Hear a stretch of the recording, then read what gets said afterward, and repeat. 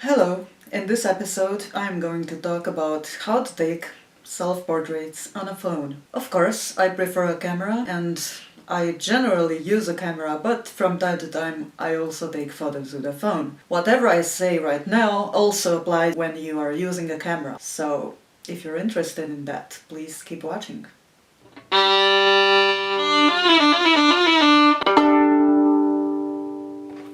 I'm Madison and I'm an interdisciplinary visual artist. I'm also a classical violin student. On this channel, I talk about art and everything else I do. This is my self-portrait masterclass. Make sure you subscribe and ring the bell to get a notification anytime I post a new video.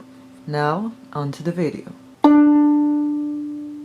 So, most people, when they take self-portraits or selfies on the phone, they make several mistakes, and this leads to a horrible result every single time. If you want to avoid this, just make sure to follow these tips. Usually, you outstretch your hand as much as possible, and you take a photograph.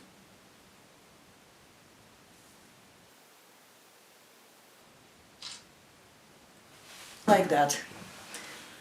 And you can see it on the screen, it looks absolutely horrible and it simply has no justification. The arm was completely outstretched, which is something you see in most bad selfies. I'm going to try another bad one. Right, so these are very bad examples indeed, and you never want to do this. The other one is taking the photograph from below. That's another bad one, and you don't want to do this either. The face is distorted and it looks awful. As you can see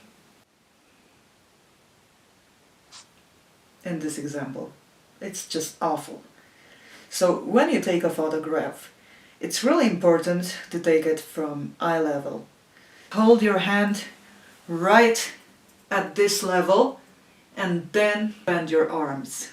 This is how you take photographs that make sense. Be mindful of where you hold your hand. You do not want to hold your hand below, like this, or above, like this. You can see the horrible outstretched arm right here, and now as you bend your arm, it suddenly disappears. So, this is eye level. I think this is a better angle, and maybe a bit more light. Not that much though.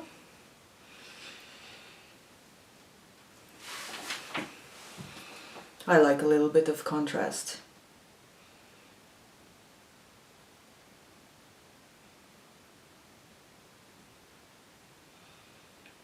So this is much better. But please do not go down like this or up like this. Make sure that you do not cut parts of your body, just like I was doing right now. But well, my teacup is pretty lovely. How would this video look like if I would do this? Would it be a good video with my face not showing up in the video?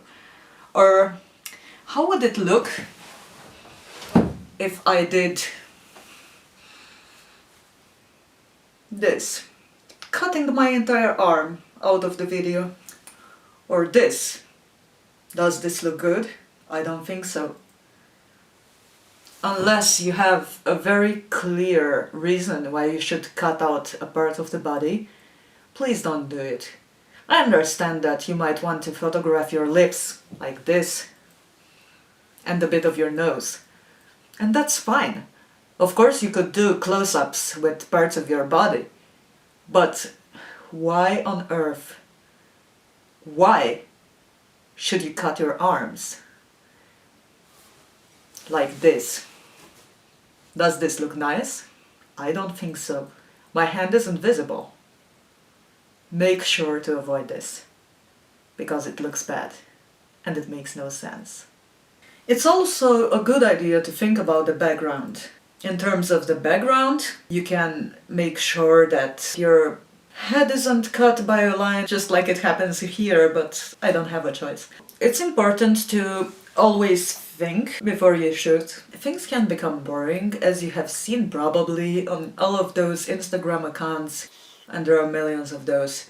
People who just have a million photos like this, they're just wearing a different colored t-shirt. But it's the same photograph essentially, and it looks so bad. I don't get it why people would do that. As you see on those accounts, wouldn't it be nice to just do something different? And you could just use any prop that's nearby.